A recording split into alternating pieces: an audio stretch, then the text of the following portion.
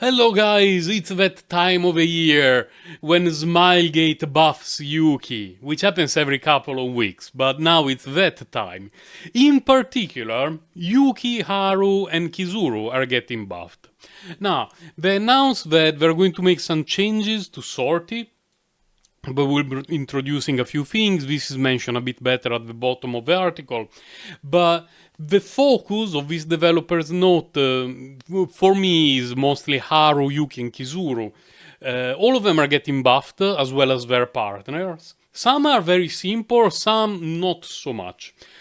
Haru, very simple buffs because all of her cards, many of her cards are getting multiplier increases, which is always nice. Some of them will start to cost 0 rather than having to pay 1 for them, which is overall pretty good, as well as their manifestigos getting buffed. It's very late after a day of work and my tongue is a little bit stuck.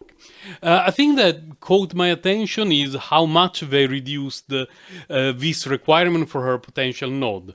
We go from if Haru's attack is greater than 1000 to if Haru's attack is 600 or higher, which basically means all the time. It's nice. Overall, small thumbs up, maybe, for Haru. Tiny changes, but welcome. Yuki, potentially huge changes, and I have to say potentially, because, Chaos Zero Nightmare has been out for about half a year. And between weird translations, less than ideal localizations, things that don't work the way they're advertised, there are times when it's difficult to evaluate how a card, or in this case a buff of a card, works until we see it. If there is only one target, increase damage amount by 50%. This is something that is going to be attached to most of Yuki's card, which is amazing. The problem is, how does this damage increase work? Is it a plus 50 to the base multiplier of a card, meaning Flash Slash deals 220% damage to all enemies? If there is only one enemy, it's 270%. It could be like that. It could also be that you calculate all your multipliers, at the end of that there is a 50% damage. Or it could be that after you hit your enemy and everything is calculated, the damage amount that you see on screen actually gets multiplied by 50%. The way it's worded is not particularly clear to me. So on day one, when these changes go live, I will take my beloved Yuki and I will try to see how it actually works. It could be great, it could be a minor increase, but anything that makes her better against a single boss, or rather against a single enemy in general, is great because she really struggles in those situations. I will go as far as saying that if this is a 50% added to the base multiplier, so, from 220 to 270, it's going to be nice. It's not going to be a particular game changer. If this 50% damage multiplier is added later in the chain of multipliers, this is going to make Yuki very strong. Because as of now, her damage output against more than one enemy is good. Yuki is a good combat. But all the difficult things in Chaos Zero Nightmare are bosses. And even the bosses that summon something and that are challenging, this something that they summon, there is one dude that you can kill. And then before that, everyone else is basically immune to damage. And then you need to go to the next one. And then you need to go to the next one. And then you can kill the boss. Only in the early game, the bosses, like the Giga Crab, he will summon a bunch of Garbo.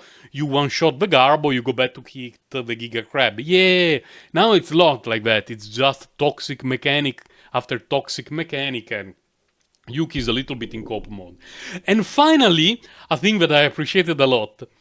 In case you're not familiar with Yuki, Iceberg Cleave is her, let's say her ultimate skill. It's like one of the cards that you unlock. It's the one that does not have an epiphany, and it's the one with the animation, which you consider a signature card on Yuki. By default, it used to come with a debuff.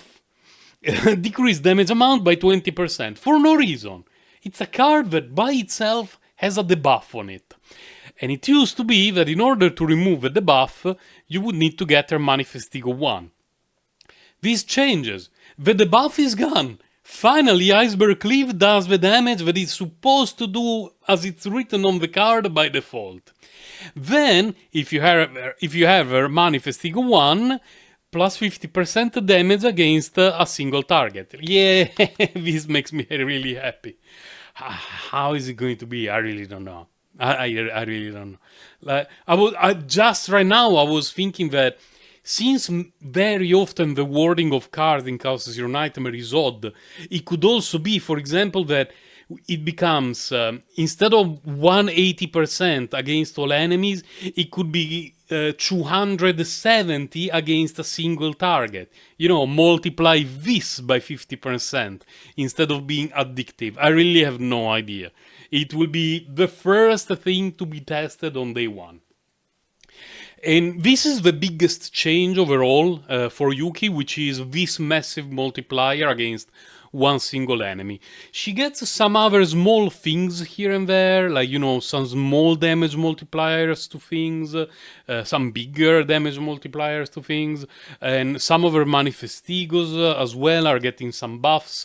If you're not familiar with Yuki, her manifestigos are all very, very minor increases, and patch after patch, buff after buff, are getting more in line with some of the current manifestigos of more recent combatants.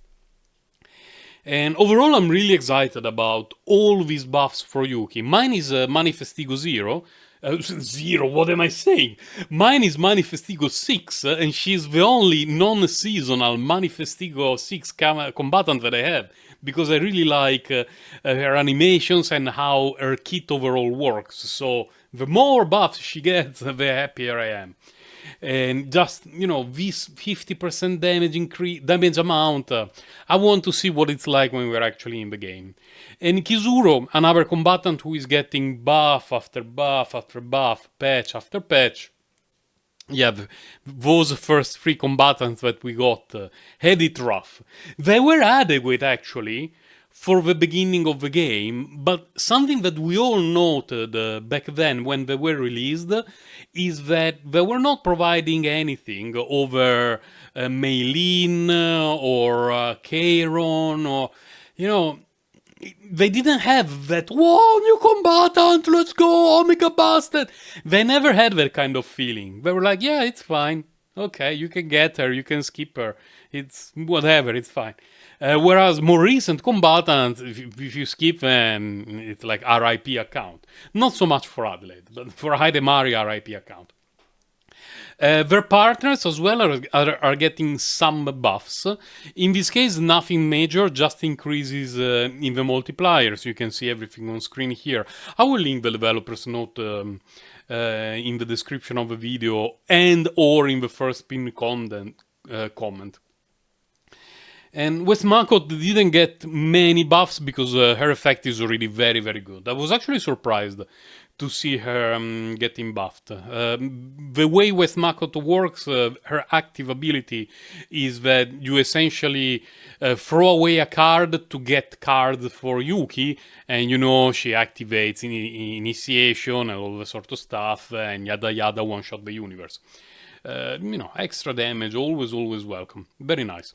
Now, regarding sortie mode in general, they will be adding some hidden areas that will be looking blank, and by clearing these hidden areas via certain special conditions, there is going to be special events like Monster Rush, where enemies continuously appear for 8 turns, boss challenges, having to face multiple bosses consecutively. It looks very interesting. I hope, man, something that is actually triggering me right now as I think about it. Like, I'm doing a run just to farm the materials for the crafting stuff from Sortie, and I get one of these things, and my run is over YS, and I wipe, and I'm going to back to get Omega triggered. And we will also be changing something, which is that we often share our cool runs for Sorty to show off a special build, some crazy combinations, and to make our save files look more unique, they want to add the titles, which will be unlocking based on the stuff that we do during our Sorty runs, and some of them will apparently be very difficult to unlock, and we can show them off with the pride, a bit like the stickers when we clear the rift. Something like that will also be in Sorty, which is nice. Sorty is, for the most part, designed to be a fun game mode that is the real roguelike game of Chaos Zero Nightmare. And so them adding all these extra things to it is definitely welcome. Ranking combatants, season cards will keep rotating on a weekly basis, while updates, rewards and ballot changes will be on a 3-week cycle. Basically, after every banner we can expect some kinds of balance changes and or new content potentially in the game. New unknown spots will be introduced, along with ongoing expansion and rebalancing of equipment of fates. The gameplay experience will continue to grow, evolving with each new iterations. It's nice. It's for me, it's the most important content of the game, not by a huge margin though, because for me, when this season dropped, the season 3 with Hademari, followed by Adelaide, for the first, I want to say 2 weeks, I barely touched the Sorty. I only did the daily / weekly runs to use the currency and just get some basic stuff. But my main focus was the Chaos runs. I wanted to have my save files. Then, after my combatants had good save files, now I've been grinding Sorty, my Hademari is level 62, and so on and so forth.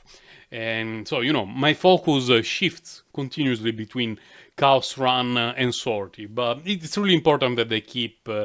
first of all, it's really important that they keep buffing Yuki. More buffs for Yuki. But in addition to that, it's really important that they keep working, improving, and adding things to Sorty, because it's such an important game mode for the present and the future of Chaos Zero Nightmare. So that was today's developers update, guys. Enjoy it. Hopefully some of your favorite combatants are getting buffed. One of mine does. Bye, guys. Take care.